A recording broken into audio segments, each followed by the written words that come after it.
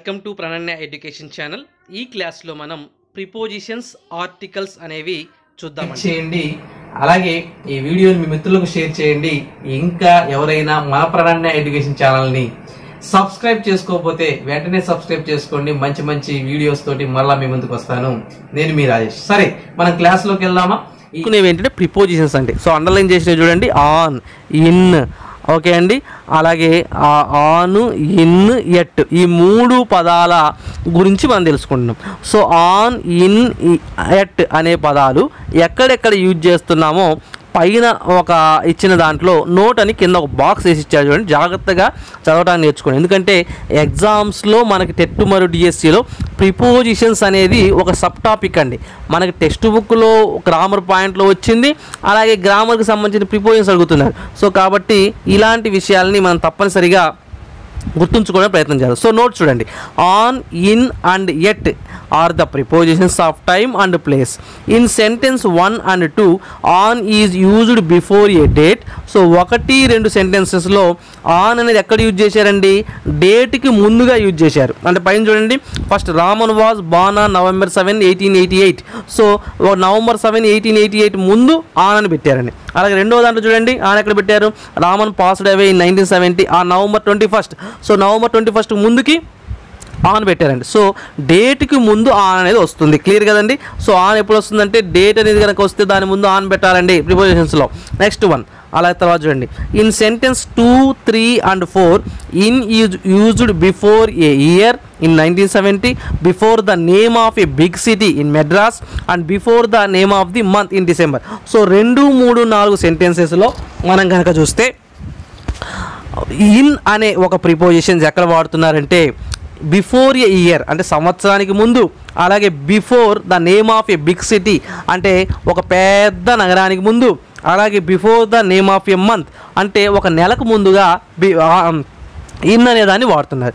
అలాగే in sentence 3 at is used before the name of a small place or area అంటే చిన్న నగరానికి లేదా చిన్న స్థలానికి సంబంధించి ఎట్ అనే పదం వాడుతున్నారు. సో క్లియర్ కదండి? ఇన్ అనే పదమేమో, ఇన్ అనే పదం ఎక్కడ వాడతారు అంటే మనకు ఈజీగా చూస్తే డేట్కి ముందుగా వాడేదేమో ఆన్ అనే పదం వాడతారు. ఇన్ అనే దాన్ని ఒక సంవత్సరానికి ముందు కానీ, నెలకు ముందు కానీ, లేదా ఒక పెద్ద నగరానికి ముందు కానీ వాడతారు. ఎట్ అనేది మాత్రం చిన్న నగరానికి సంబంధించిన పదం వాడతారు. సో ఇప్పుడు ఈ ప్యాసేజ్లు now fill the blanks with in, on and at అనే దాన్ని యూజ్ చేద్దామండి. ఓకే, ఈ ప్యాసేజ్ చూడండి. Sarath Chandra and Keerthana are both are brother and sister. Sarath Chandra was born dash 25th April dash 2000. So ఒక డేట్ ముందు మనకి ఏం రావాలండి? ఇందాకనే చెప్పామండి, డేట్ ముందు ఏమొస్తుంది అంటే ఆన్ వస్తుంది. So Sarath Chandra was born on 25th April. ఒక సంవత్సరం ముందు ఇన్ బిఫోర్ ఇయర్ అంటే ఇన్ రావాలి. So in 2000. ఓకే అండి? So on 25th April in 2000. Keerthana was born, అలాగే ఇందాక డేట్ ముందు ఏం రావాలండి? ఆన్ రావాలి కదా. So Keerthana was born on December 2, 2001. They are with their parents. The live ఒక చిన్న ఊరు ఇచ్చారండి, Konda Mudusupalem, a small village అని. సో ఒక చిన్న విలేజ్ అయితే ఎట్ అని రావాలి. చిన్న చెప్పాను కదా, స్మాల్ ప్లేస్ ఏరియా అయితే they leave at Konda Mudusupalem, a small village, Prakasam district. So ఇది జిల్లా పెద్దది కాబట్టి మనం ఏం రాయాలంటే సో పెద్ద ప్లేస్ బిగ్ సిటీ అని అన్నాం కాబట్టి అక్కడ మనం ఇన్ రాయాలి. So in Prakasam district. They play games school. So చిన్న ఊరిలో మళ్ళీ ఒక చిన్న ప్రాంతం గురించి చెప్తుంది కాబట్టి at school. So they play games at school. It is usually very hot May అని ఇచ్చారు, డాష్ మే అని ఇచ్చారు. సో నెలకు ముందు మనం పెట్టేది ఏంది? ఇన్ అని పెట్టాలి. In may dash their village. So ఒక చిన్న విలేజ్ కాబట్టి అది మళ్ళీ చిన్నదాని గురించి మనం చెప్పేటప్పుడు ఎట్ అని రావాలి. So in may at their village. So they spend their summer in Hyderabad. So Hyderabad ముందు మనం ఇన్ అని పెట్టాలండి, ఎందుకంటే హైదరాబాద్ అనేది పెద్దది కాబట్టి. సో పెద్ద సిటీ ముందు ఇన్ అని పెడతాం. Dash their uncle's house. అలాగే మనకి ఒక చిన్న ప్రాంతం అది. సో చిన్న అంకుల్స్ హౌస్ అనేది కాబట్టి at their uncle's house. At అనేది మనకు స్మాల్ ఏరియాకి స్మాల్ ప్లేస్కి మనం చెప్తాం కాబట్టి at their uncle's house. Okay అండి? Next mister Srisailam is their uncle.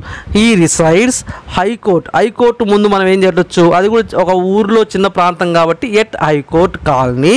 మళ్ళీ డాష్ హైదరాబాద్, హైదరాబాద్ ముందు మనం పెద్ద సిటీ కాబట్టి అది in Hyderabad with his wife Jagadeeswari and his daughter Vishnupriya. So okay, clear కదండి.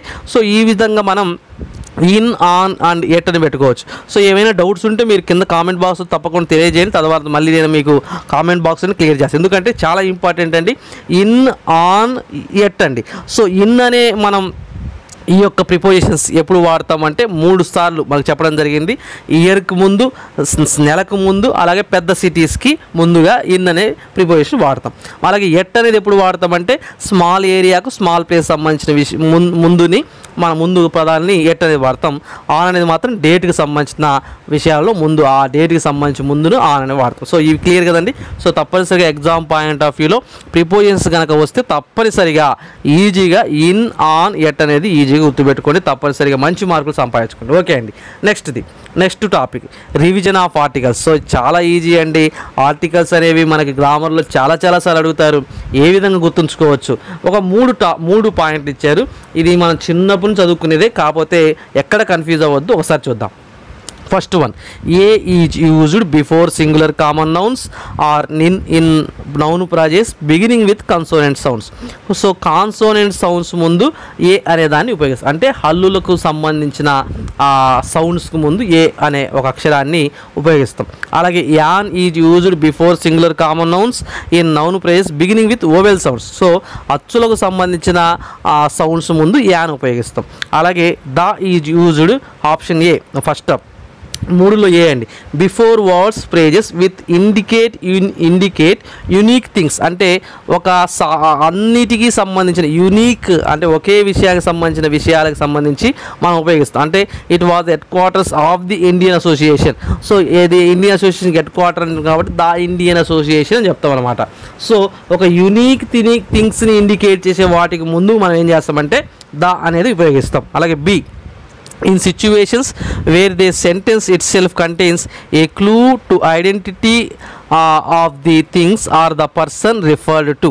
అంటే ఒక సిచ్యువేషన్లో ఒక వ్యక్తిని ఐడెంటిఫై చేయడం కోసం లేదా ఒక వస్తువుని ఐడెంటిఫై చేయడం కోసం అలాంటి దాంట్లో కూడా మనం దా ఉపయోగిస్తాం. అది ఎగ్జాంపుల్ ఇచ్చారు చూడండి. His advice to young scientist was also to look at the world around them. So ఆ యొక్క సైంటిస్ట్ని మనం హైలైట్ చేస్తున్నాం కాబట్టి, ఐడెంటిటీ ఇస్తున్నాం కాబట్టి అక్కడ కూడా ద అనేది యూజ్ చేశాం. అలాగే నెక్స్ట్ సి అండి. 3లో C, in social situations where the identity of the person object is understood. So social సిచ్యువేషన్స్లో ఐడెంటిటీ ఆఫ్ ది పర్సన్, ఒక వస్తువు యొక్క ఐడెంటిటీ కానీ అలాగే పర్సన్ యొక్క ఐడెంటిటీని అర్థం చేసుకోవడం కోసం కూడా మనం దా అనేది ఉపయోగిస్తాం. ఉదాహరణకి, but look here Krishnan he said turning to they young man. So అక్కడ కృష్ణన్కి చెప్తున్నాడు, అక్కడ యంగ్ మ్యాన్ తిరిగి చూస్తున్నాడు. So he said turning to the young man ముందు కూడా దా అనేది యూజ్ చేసి. సో పర్సన్కి ముందు ఆ సోషల్ సిచ్యువేషన్లో జరుగుతుంది కాబట్టి అప్పుడు కూడా దా అనే దాన్ని యూజ్ చేస్తున్నాం. దా అంటే మీ అందరికీ తెలుసు తెలుగులో ఆ అక్కడ అని. అలాగే ఏ అన్నా యాన్ అన్నా కానీ ఒక అనే సౌండ్ వస్తుంది. ఓకే అండి. Next the, before the names of musical instruments. So musical instruments ముందు కూడా మనం దా అనేది యూజ్ చేస్తాం. సో ఎగ్జాంపుల్ చూడండి, ఈ studied how stringed instruments like the violin. So violin ముందు మనం ఏం చేసాం, దా అనేది యూజ్ చేసాం. సో 3 చూడండి. సో ఇది టెక్స్ట్ బుక్లో మీరు చదువుకొని ఎక్కడైతే ఉందో అక్కడ మనకి ఇక్కడ మొత్తం 1, 2, 3, 3A, 3B, 3C, 3D ఇచ్చారు కాబట్టి ఆ టెక్స్ట్ బుక్లో ఒకసారి చూసి దాన్ని కింద అలా యాన్ ఓల్డ్ బిల్డింగ్ అని ఉంది అనుకోండి, అక్కడ యాన్ అనేది రెండో దానికి సంబంధించి 2 అని నెంబర్ ఏమని చెప్తుంది అది. సో అది ప్రాజెక్ట్ వర్క్ కింద పిల్లలకు మనం యూజ్ చేయొచ్చు. ఎగ్జామ్లో మనకు అట్లా అడగరు కాబట్టి వదిలేయండి. నెక్స్ట్ ఇప్పుడు ఏ, యాన్, ది అనేవి ఎలా వస్తాయి, ఎలా మనం అవి రాయొచ్చో ఒకసారి చూద్దాం. ఓకే చూడండి. First question, in 1987 MS Swaminathan was awarded Ramon Magsaysay award. So ఇక్కడ మనకు ఒక అవార్డు పర్టికులర్ థింగ్ చెప్తున్నారు, పర్సన్ ఒక దాని గురించి చెప్తున్నారు కాబట్టి the Ramon Magsaysay award. So the అనేది రాయాలి. అలాగే రెండవది, the dined yesterday at Maurya Saturn hotel అండి. ఓకే అండి. ఇక్కడ ఆ మౌర్య హోటల్ గురించి కూడా చెప్తున్నారు కాబట్టి ఒక ప్లేస్ ఒక థింగ్ గురించి చెప్తున్నారు కాబట్టి అక్కడ కూడా ద అనేది రాయాలి. అలాగే Tejaswini lent me dash interesting book. So interesting I అని వచ్చిందండి. ఐ ఇంట్రెస్టింగ్ అనేది ఓవెల్ సౌండ్ కాబట్టి యాన్ ఇంట్రెస్టింగ్ బుక్ అని చెప్పొచ్చు. My father is dash school teacher. ఇక్కడ స్కూల్ అనేది అక్కడ మనకి ఒక ఓవెల్ సౌండ్ కాదు, కన్సోనెంట్ సౌండ్ కాబట్టి easiest school teacher. Next 5th one, MS Swaminathan worked at Indian agriculture research institute. So Indian agriculture research institute అనేది ఒక పెద్ద ప్లేస్కి సంబంధించింది కాబట్టి the Indian agriculture research institute. So the అనేది మనం రాయాలి. అలాగే Rekha bought long notebook yesterday. So long notebook అనేది మామూలు సౌండే కాబట్టి అక్కడ ఓవెల్ సౌండ్ కాదు కాబట్టి ఏ అనేది మనం పెట్టాలి. ఓవెల్ సౌండ్ అయితే యాన్ అని పెట్టాలి. అలాగే Sravani is eating mango now. అక్కడ మ్యాంగో అనేది కూడా ఓవెల్ సౌండ్ కాదు కాబట్టి ఏ అని పెడితే సరిపోద్ది. అలాగే 8, Ganesh always carries umbrella with him అండి. ఆ ఓవెల్స్ అంటే మేము తెలుసు AEIOU అలాంటి అవి రావాలండి, ఆ సౌండ్స్ రావాలి. సో ఇక్కడ అంబ్రిల్లా యూ వచ్చేసింది కాబట్టి umbrella an umbrella with him అని పెట్టచ్చు. ఓకే. 9వదండి, Rambabu is English teacher in high school అండి. సో ఇక్కడ ఇంగ్లీష్ AEIOU చెప్తున్నారు, ఈ అని వచ్చింది కాబట్టి an English teacher in high school. అలాగే 10వది, Manjula and Shruti play guitar well. సో ఇక్కడ ఒక ఇన్స్ట్రుమెంట్ ముందు మనం ఏం చెప్పామంటే దా అనేది పెట్టాలి కాబట్టి Manjula and Shruti play the guitar well. Okay అండి, క్లియర్ కదండి. సో ఈ విధంగా మనం ఈజీగా మనం ఆర్టికల్స్ని మనం ఫైండ్ అవుట్ చేస్తాం. సో ఫ్రమ్ పాయింట్ ఆఫ్ వ్యూలో మనం ఈరోజు ఈ చాప్టర్లో ఆర్టికల్స్ గురించి తెలుసుకున్నాం, ప్రిపోజిషన్స్ గురించి తెలుసుకున్నాం, అలాగే రైమింగ్ వర్డ్స్ కూడా ఇంపార్టెంట్ అండి. సో ఈ చాప్టర్లో చాలా ఇంపార్టెంట్ విషయాలు ఉన్నాయి కాబట్టి మరలా మీకు అర్థం కాకపోతే మరలా ఒకసారి వీడియో చూడండి. అర్థం కాని విషయాలని కామెంట్ బాక్స్లో తెలియజేయండి. ఈ వీడియో నచ్చినట్లయితే మీరు లైక్ చేయండి. అలాగే మరి ముఖ్యంగా ఈ వీడియోని మీ మిత్రులకు కూడా షేర్ చేయండి, తద్వారా వారు కూడా మంచి విషయాలు పొందుకోగలుగుతారు. అలాగే ఇంకా ఈ ఛానల్ని సబ్స్క్రైబ్ చేసుకున్నట్లయితే వెంటనే సబ్స్క్రైబ్ చేసుకోవడానికి ప్రయత్నించండి. ఇంకా మరిన్ని మంచి విషయాలతోటి మన ముందు మళ్ళీ కలుద్దామండి. Thank you for watching.